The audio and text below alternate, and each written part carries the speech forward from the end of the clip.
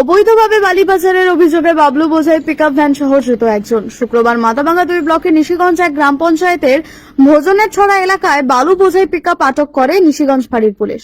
গোপন সূত্রে খবরের ভিত্তিতে পুলিশ গাড়িটিকে আটক করার পর গাড়ির চালক কোনো বৈধ নথিপত্র দেখাতে পারেননি। এরপর গাড়িটি আটক করে চালককে গ্রেপ্তার করা হয়। নির্দিষ্ট ধারায় চালক ও গাড়ির মালিকের বিরুদ্ধে মামলা রুজু করা হয়েছে।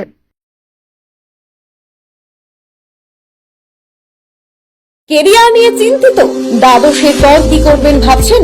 নার্সিং শিখুন Mathura Nath memorial nursing institution থেকে।